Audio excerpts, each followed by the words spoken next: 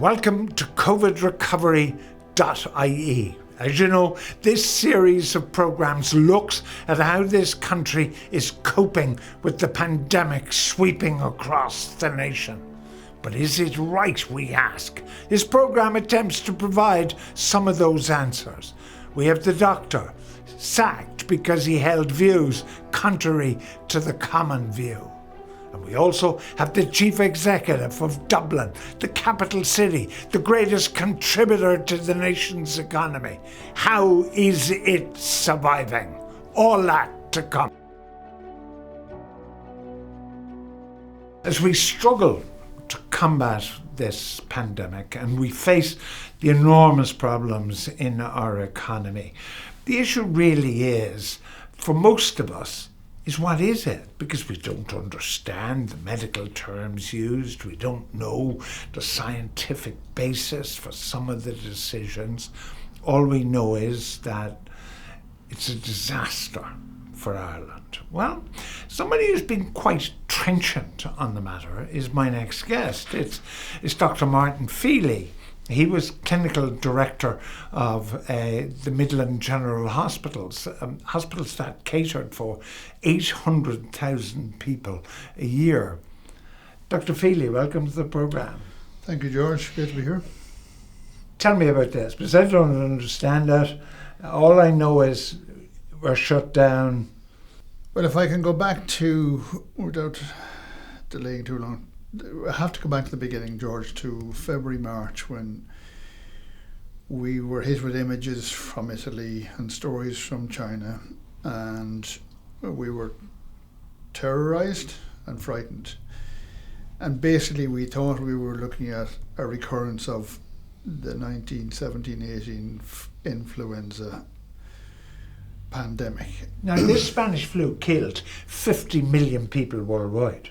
At least. With a much smaller world population. Yes. Well, if you extrapolate to nowadays, in Western Europe it would kill 7 million people. So that's what we thought we were facing. Exactly, and that's interesting because when you look at the projected figures that came out of Imperial College from their so-called modelling, the numbers are quite the same. They predicted 500,000 people, 500,000 dying in England, and the Irish numbers range from 80,000 to 120,000 predicted deaths.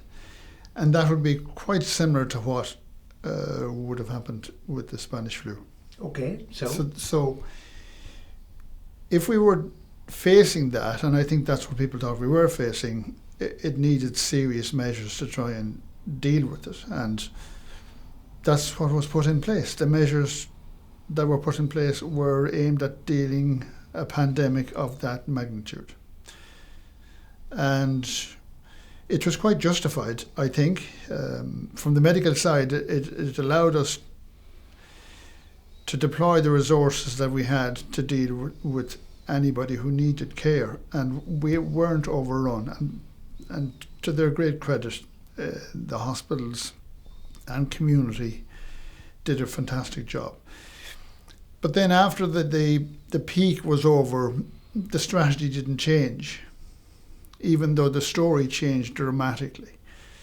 And the dramatic changes between the 17-18 and the recent need to be explained for people to be de-frightened, de-terrorised, which I think they are. So if I may, George, just go through some of them. The first great one was that children seemed to be minimally, if at all, affected. Now that's huge for a flu because usually they're regarded as the transmitters, the carriers, the transmitters. Sorry, were they not described as super spreaders? Were they not? There were. The term super spreaders is a bit confusing. There are super spreading events rather than super spreading people. Go ahead on kids. So children weren't affected, and even more surprisingly and happily, young people weren't affected to any great degree. Put that into numbers, and people don't like huge numbers thrown at them, percentages, etc. So The analogy for children up to 14 years of age, George, is they are more likely to be killed by lightning than by COVID-19. That's a statistical fact. It isn't a projection, a modelling. It's something that's happened that we know of for the last nine months of this virus being in the world. They've learned that. Even more surprisingly, and it's good, for people under 60 who don't have any other illness like blood pressure, diabetes, not being overweight or any of the risk factors that are now well known, the risk is equal to a round day trip of 20 kilometres in the car. So you're more likely to die from a road traffic accident than from this disease if you're under 60 and you don't have any of the risk illnesses. Now, so people, children and youth and people up to 60 who don't have any illness, they really shouldn't be afraid, certainly not for themselves. So you'd wonder why people are so scared and so frightened. That to me is something I don't understand, and that the message I've just told you about the risk is hugely important to try and get rid of some of that panic in society. Can I talk about, because you used words like, quite emotive words, like terrorised and frightened and words, emotive words. But we are, because we can't visit our children or our grandchildren, we can't visit our families. And it's not just because it's old people like me. Everybody cannot visit their families. Everybody cannot have somebody in their home or whatever. That's terror. That is frightened. I mean, in fact, I quoted that, like, not since the Black and Tans roamed Ireland in their Crossley wagons have we been subjected to such draconian rules. Well, there's much talk about denial of freedoms, and I must say it's quite disturbing from a national point of view, from a citizen point of view. What's really disturbing is that it's an international problem. It's not just here, and there are serious objections, not to say civil unrest in other countries against this kind of thing, and it's understandable. I'm not sure. I do know it's not necessary. Can you explain to me what it is? If it kills some people, and we know that, as you've said, it's primarily people like me and or people who have conditions. 93% of the people who have died have had what they call comorbidity, some other illness. Now, if that is the case, and another phrase you used was changing strategy. Now, if it's my beloved Irish rugby team, I expect them, when Johnny Sexton can't play and they have a different out half, that they might have a different strategy, or they're playing a different team, they're playing England rather than Italy. Can we apply different strategies to medicine, which is a much more exact science, is it not, than rugby union? It's perceived as being exact and precise, but I'm not sure that the present strategy could be regarded as either of those things. So if we just go back to where I was in terms of children and youth and healthy people, and it goes back to your question, why do these people need to be subjected to these restrictions and limitations of basic life freedom? And what's the justification for that? I don't know the answer to that. The one positive thing that the country government, NEFID I presume, did was allow schools to open. That was huge, and it is huge, and they deserve credit for that. But why people should be stopped, young healthy people should be stopped going to pubs, going to football matches, playing football matches, even training for football, going to concerts, to me is a mystery. Does that mean that you are less appalled by a bunch of young fellas having pints in the village street? Church.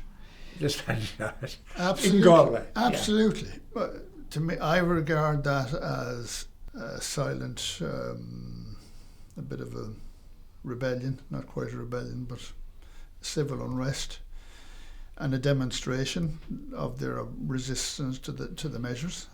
I would have no problem at all with that. I think it's perfectly correct, and it's not a risk to anybody.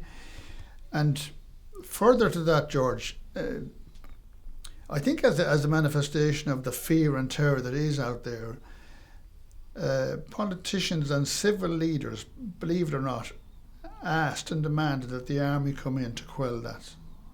Like, to me, that's ridiculous. Like, overreaction. Well, it's more ridiculous, dare I say it. I'm not going to ask you for your opinion as a doctor on democracy, although you are a Democrat. Like, isn't there a worry, if we just get off the medicine for a sec, isn't there a worry that if in 2020 they can lock us up by having the guards, and I've been stopped by the Guardian and going about my lawful business, if they can use the guards in 2020 because of a pandemic, can they not in 2023, 4, 5 use the guards and the army on some other pretext to lock us up? Are you not worried about that? Worried is an understatement. If we let them away with this, it's inevitable, what you've just said. And the mystery to me is why there hasn't been more civil unrest. I don't understand that. I wonder. Now hold on a minute here. No, you're not actually fomenting rebellion, are you? Not quite rebellion, no. But we don't. Maybe we're not allowed to speak out against the system as it is at the moment. Maybe we're not allowed. I don't think that's right for a start. If you can't show your objection or speak your mind, is that not a worry? And it is going to lead where you just said. So what are you suggesting? You suggesting we shouldn't object and shouldn't resist and allow the inevitable to happen? Why I'm talking to you is because you were bringing to the party a viewpoint that has not been generally expressed. I've been asked and told that I need to get more medical people speaking the same message that I am. And I'm mystified by that, because this is not a medical discussion. This is a discussion for society. They know, or they should know, I've just told you what the risks are. Yes?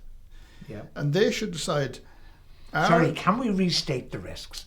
Children, by and large, are not going to get this. Anybody under the age of 60 might test positive, but is unlikely to die. The people most at risk are over 60 with some other medical condition. So let's restate that. Absolutely, and even over 60 and with the medical condition is not as dire as was predicted. Why has there been no change in strategy? Why is it suggested on the 9 o'clock news every night about deaths, tests, and some figure called, per 100,000, which nobody understands? Why is that, therefore? You keep asking this question, but it really isn't a question for me. The suspicion is that NPHET are influenced by a small number of people, and they seem to have total influence and control over government decisions. There's no opposition, so therefore we're in free fall. You're not allowed to speak out. You can't get access to airwaves or even the bloody media to give your message. It took me 2 months to get something into the Irish Times, and Paul Cullen deserves great credit, and I'm grateful to him for that. But the difficulty to get out there with your message and to speak anything that's contra to the hymn that they want sung is extremely difficult.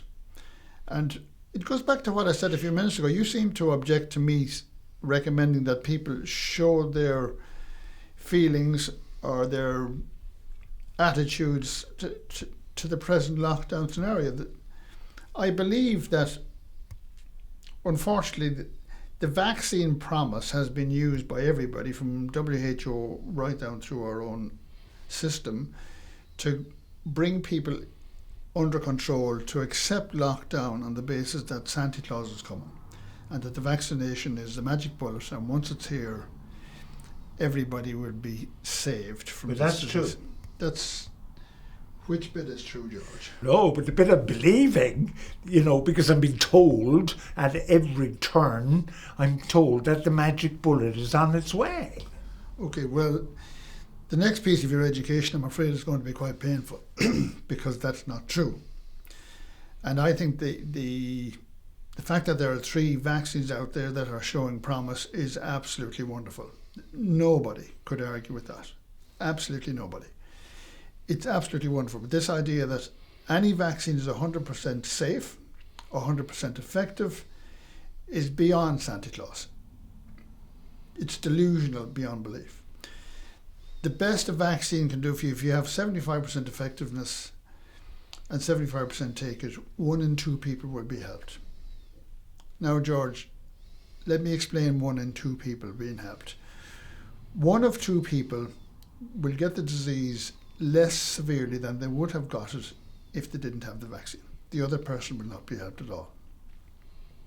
So the question is, which of the 2 of us is going to be helped? We don't know.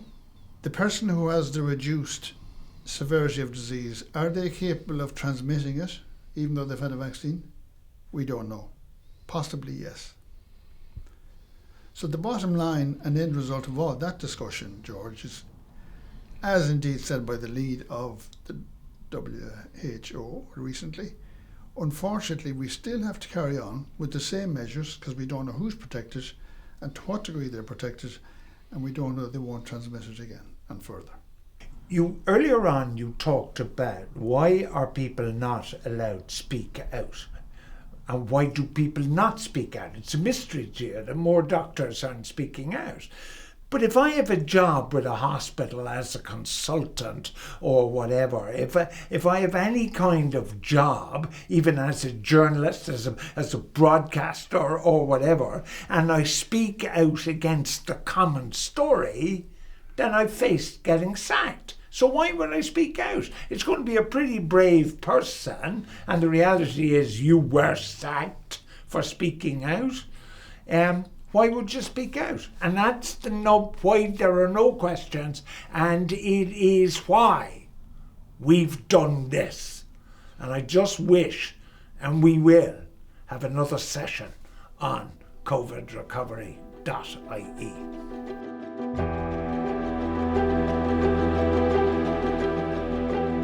Lockdowns affect people, but people live and work in cities. Cities, as experts like to tell us, are vibrant places. I'm joined now by the Chief Executive of Dublin City Council to talk to me about the capital city of this country and its lockdown. Eoin Keegan, welcome to the programme. Oh, George. Manager, tell me about the city. I mean, I was there recently and it resembled a ghost town of my old Western cowboy movies. All it missed was rolling tumbleweeds. What's it like for the Chief Executive? What do you see? Well, I think it's very clear that the current lockdown restrictions are having a very serious adverse impact on the economy of the city, and that's very apparent in the city centre.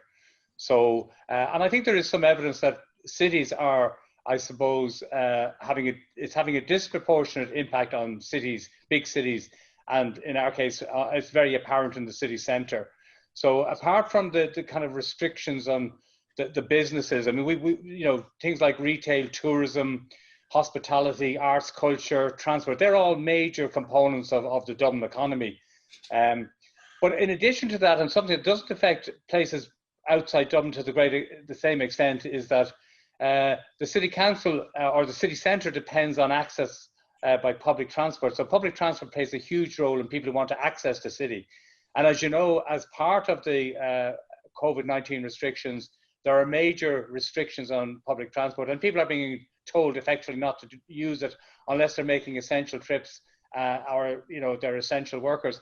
which means that people, even if there was anything to do in the city centre, for a lot of people, they've no way of accessing it. So we're particularly exposed to the COVID restrictions, and it's having a very serious impact on the city centre economy. And, there's been a huge relocation of city centre employees. They're working from home, so they've moved to suburbs or even further afield. And then I suppose the final issue is that, online retailing, and there was, a huge exposure to online retailing. It's growing anyway.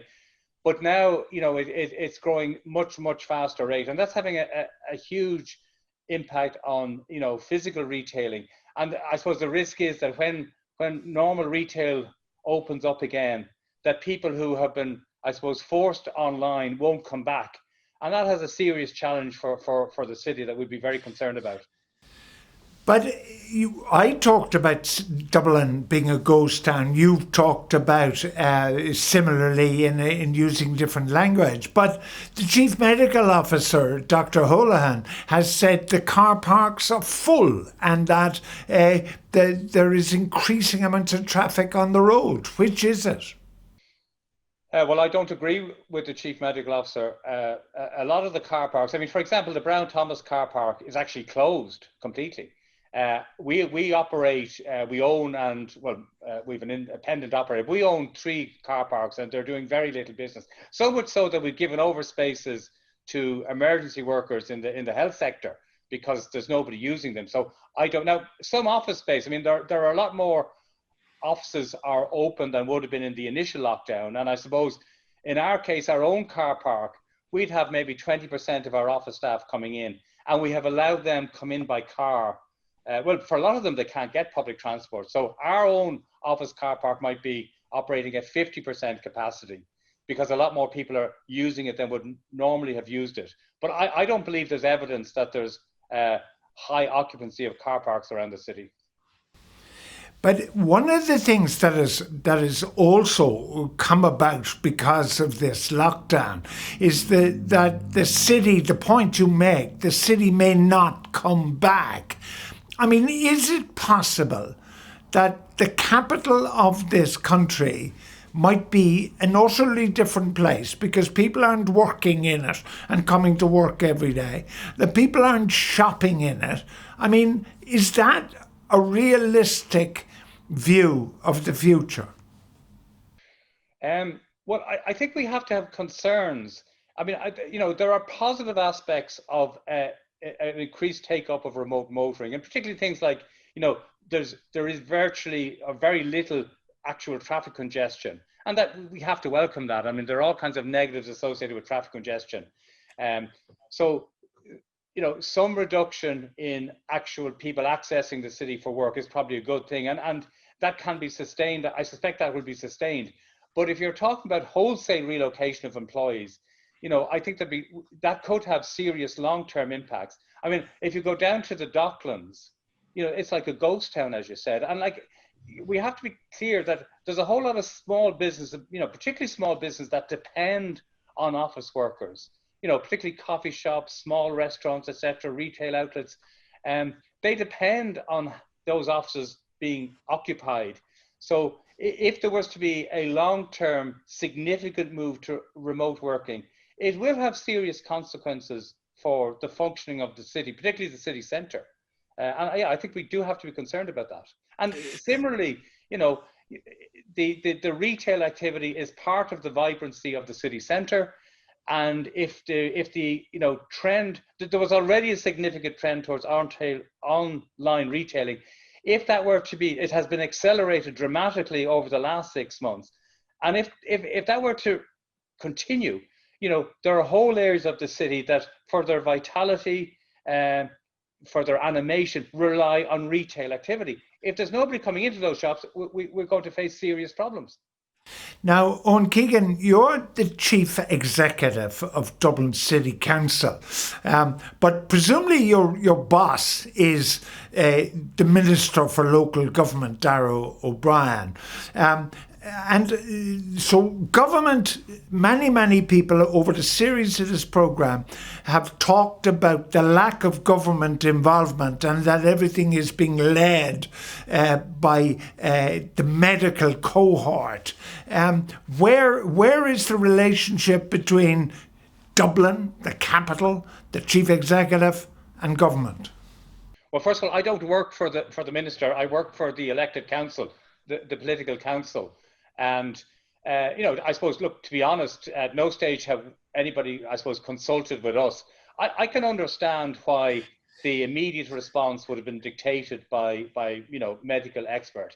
And to be honest, I have no criticism of NPHET in terms of the way they're going about achieving the goals that they have set. I suppose my perspective would be that it's entirely appropriate that they would operate on a very narrow focus, which I think is to reduce the incidence of COVID. But I think there's a responsibility on government to have account of much wider concerns, one of which, and it's only one, will be the impact on the wider economy. Now, I mean, I'm sure you'll have other contributors talking about the impact on the broader health service, on people's mental health and people's, social well-being, etc.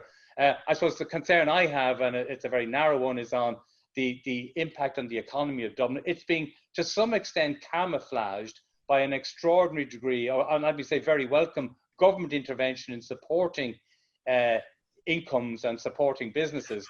But there's a real danger that, the government cannot continue the level of support it's providing at the moment. And if some of these impact, if we don't get back to have a functioning economy, there could be serious long-term implications. A lot of small businesses could go out of business, for example. And I think it'd be very difficult to get them to re-establish. So I have a concern, and I think it's just, if I was asked, my view is that it's a legitimate concern and it has to be put into the pot, and then the government has to make a decision, clearly taking advice from NPHET, but also considering other issues of concern. And then the government will make a decision.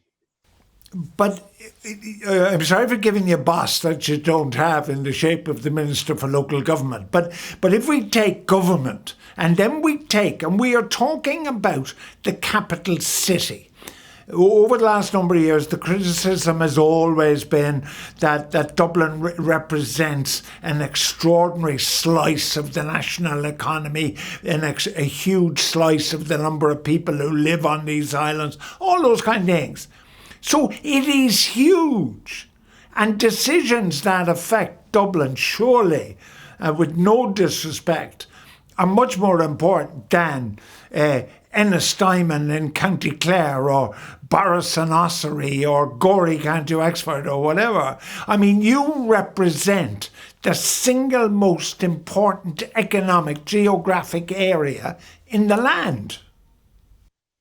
Well, I think you're right. I mean, the wider Dublin economy, if you include Kildare, Meath and Wicklow, accounts for 51% of gross national product. That's an extraordinary concentration of economic wealth in one area, one region of the state. Even within Dublin, it's nearly 43%. So it has a massively disproportionate and much more than any other capital city in Europe in terms of its influence. So I think it is important. And I think there has been a view, that the city, Dublin is very resilient. And, there's been a very active focus and quite reasonably on having an active regional development policy. And that's all very good. And in fairness, I've heard people very quick to point to the advantages of, increased numbers of people working remotely and the possibility that people could work down in rural areas for firms that are based in Dublin. And, I can see there are advantages, but I do think it's important that if we undermine the Dublin economy, that will have significant implications for the national economy. Dublin is just too important. And, we have to be concerned that the Dublin economy there aren't undue adverse impacts on the economy and that it can recover, which means that the longer the restrictions go on, the less the likelihood is of a full recovery. But we can't imagine France without Paris. We can't imagine Germany without Berlin.